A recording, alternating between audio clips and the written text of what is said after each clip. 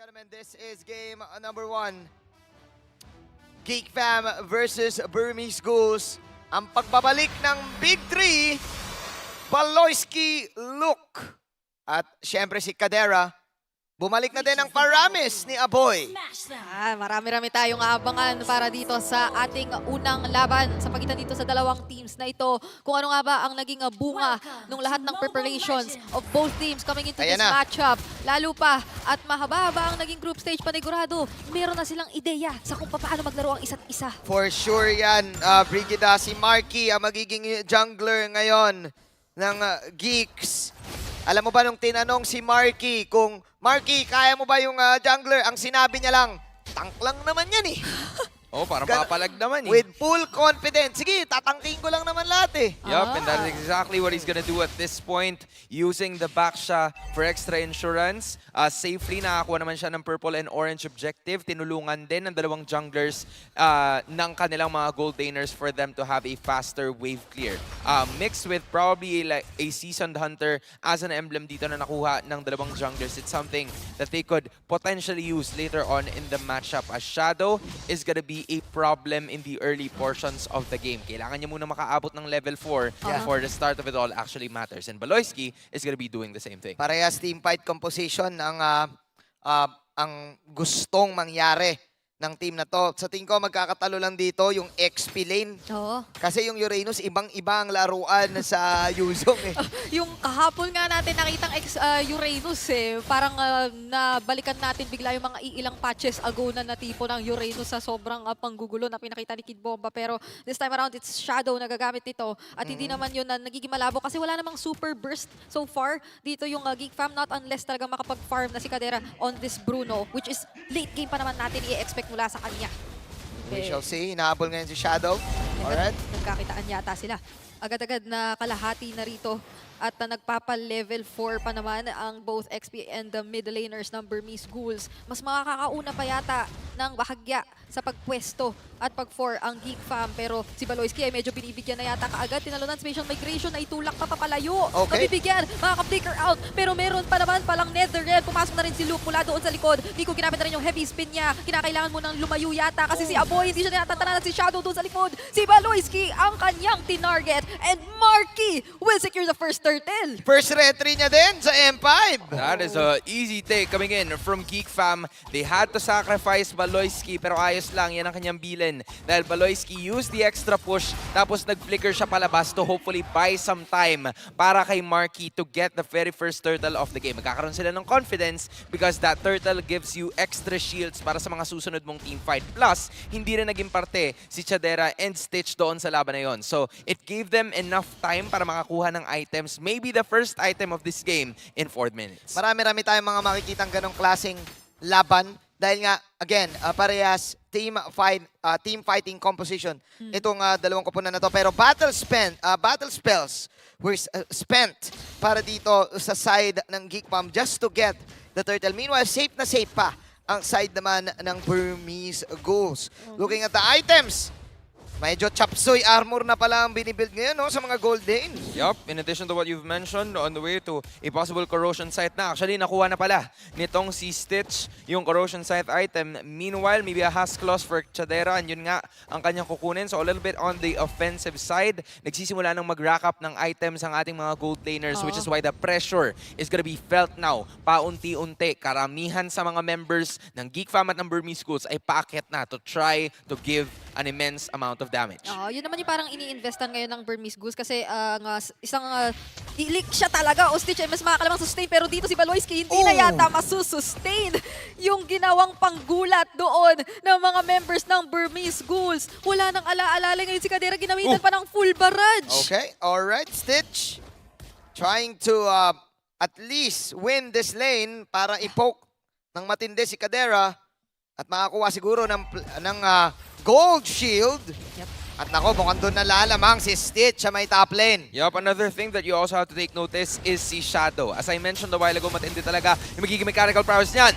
Oh, Black Dragon form, ginamit na nga rin dito, pati heavy spin. May Netherrealm ba na hindi na ikasa, pero may implosion nga naman din. At ngayon, napakaraming implosion o napakaraming Netherrealm na nakikita dito. Kaso magdi-disengage lang naman yung parehong kupunan. Yung target lang pala at pakay, turtle lang talaga. At masyadong naging advance yung Red 3 ni Marky. May onti pang natira.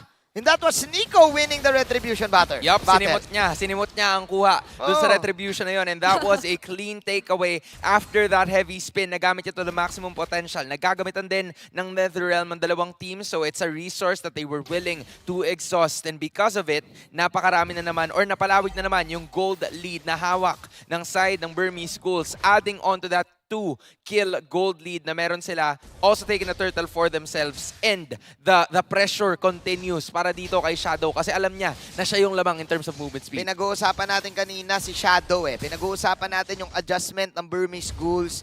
Lalong-lalo na with their XP laner dahil yun nga yung naging pang-switch up nila. And I think kapag mga Uranus type, they aim to go for Shadow. Look at this.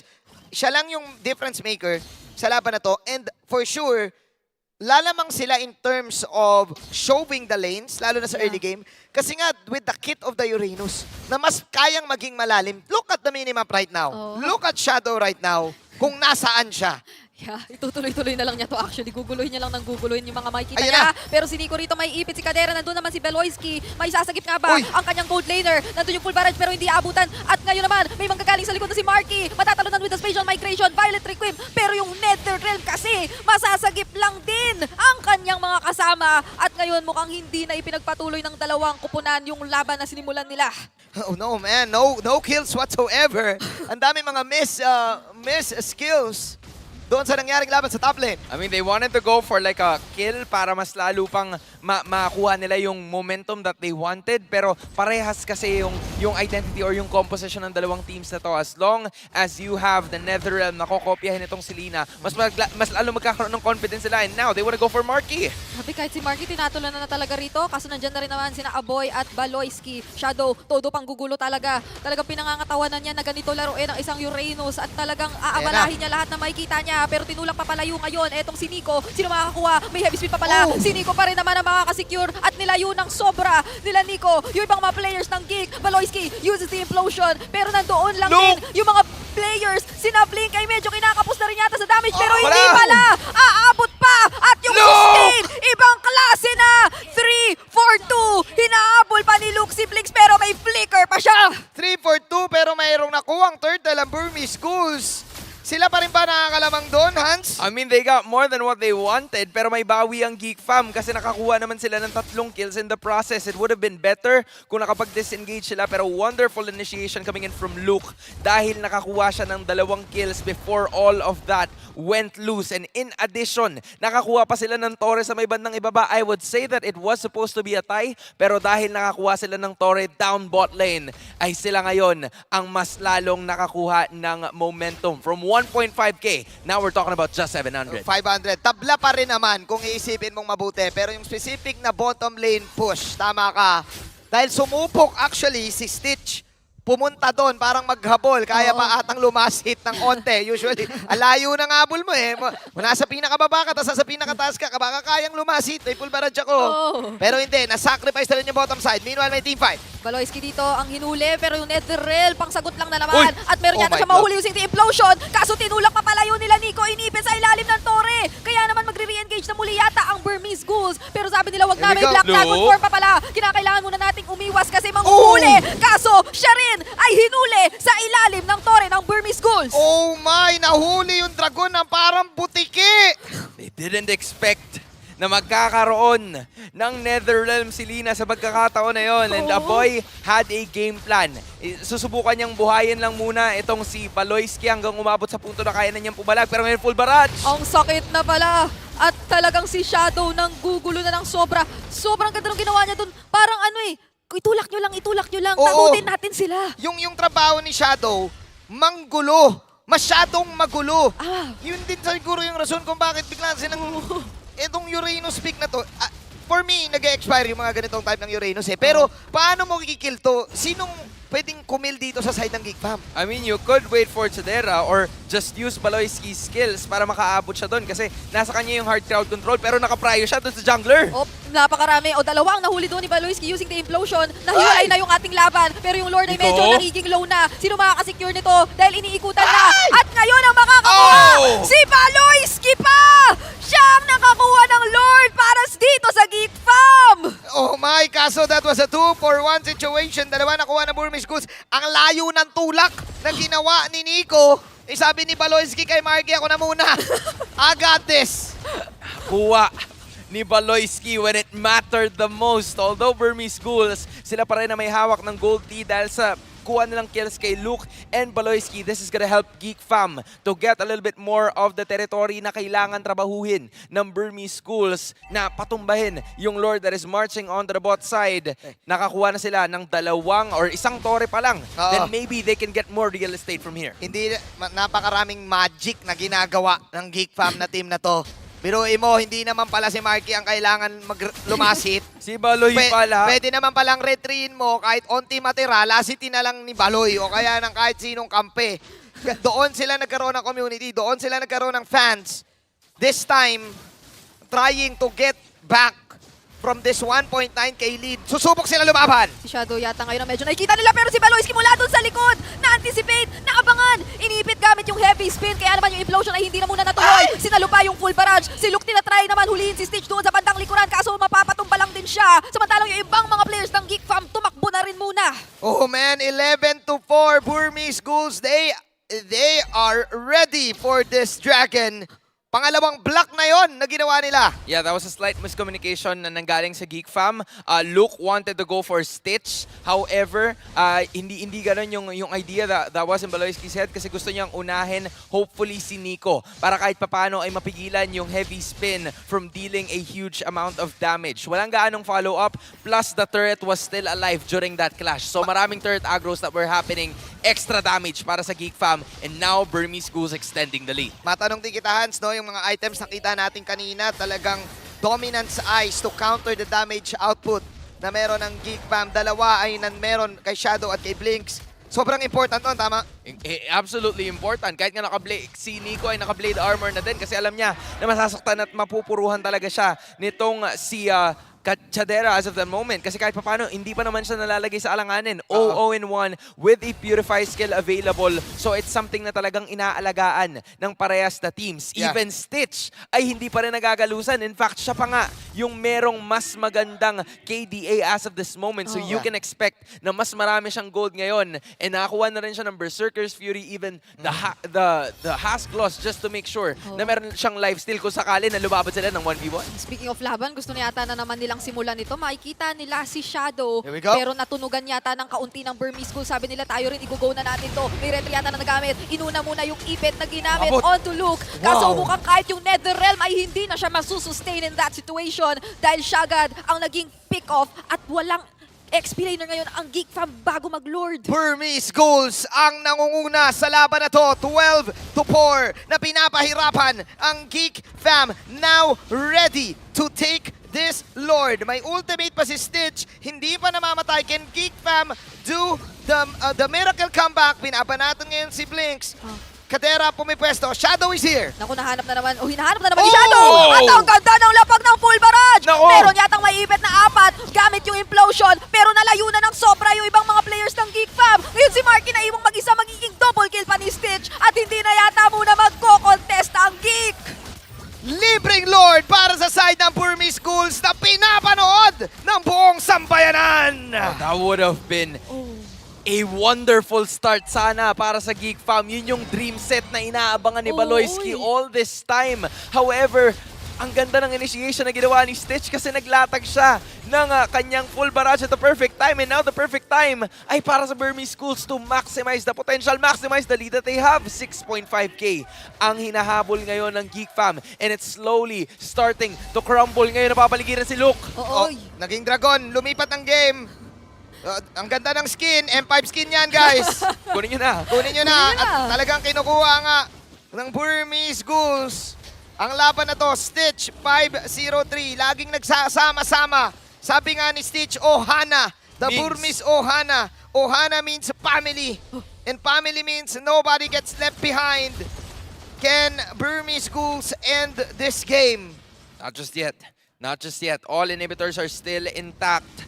And Geek Fam has pretty good wave clear kahit paano kasi meron naman sila ng Paramis and they also have the Bruno on their side. Although single target lang yan, Burmese Ghouls wants to go for the push. Gusto nilang puwersahin na eh. Pero hindi talaga nagpapatinag ang Geek Fam kasi a slight overextension by the Burmese Ghouls means na magkakaroon ng implosion itong si Baloyski. Yep. Even though 1-7-2 and yung KDA niya, we all know that Baloyski could make that one fatal and crucial play para makabalik sila in this matchup at yun ang ine-expect sa kanya ng mga Geeks. Anong magic ang kailangang pwedeng magawa ng Geek Fam? Sila lagi nang mamagic ng series eh.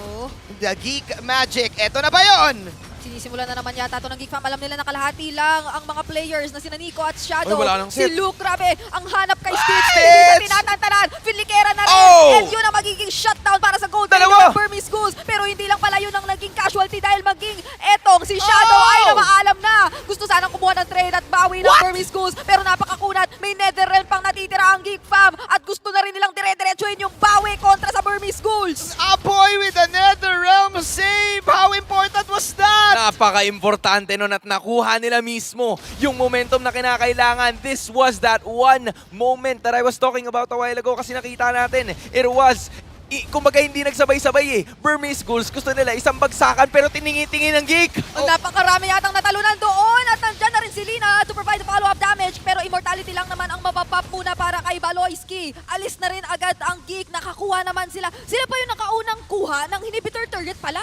Wow, that was indeed a Geek moment from Geek Fam with a snap. Biglang nabaliktad itong laban na to. Di ako mapaniwala with how well they've managed to go for the priorities and everyone knew their roles. Una, yung ginawa ni Luke was to go for the dragon, black dragon form, at isa lang yung target niya, si Stitch lang. And then at the same time, si Blink X, gumamit siya ng Violet Requiem kasama ng Spatial Migration, but the problem was, isa lang yung nakuha niya. And it wasn't enough to burst down Baloyski, and Baloyski taking that opportunity, buying a bit more time para sa kanila, and now it's Geek Fam na nandito. They were behind 7K kanina. Sila nagko-control ngayon ng Lord. Sabi ni Marky, with linya mismo ni Marky, tank lang yan eh. Tatangkihin ko lahat. Haharap ako, pero medyo malambot siya this time sa Lord.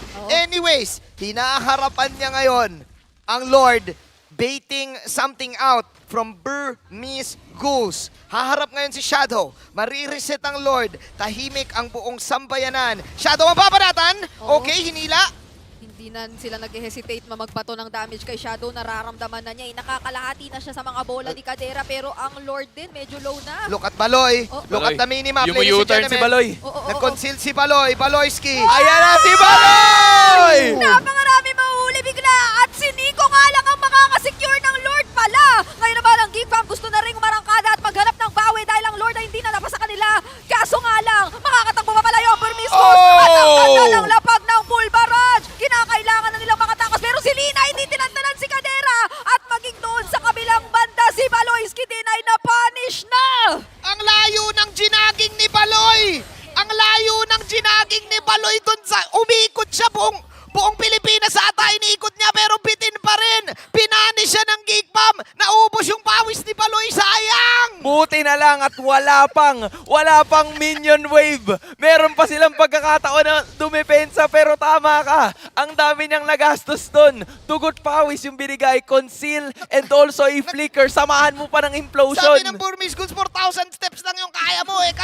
Kami 8,000 steps. Alright. Pinabangan nila eh. 5 seconds bago mabuhay. Ito si Baloyski and Chadera.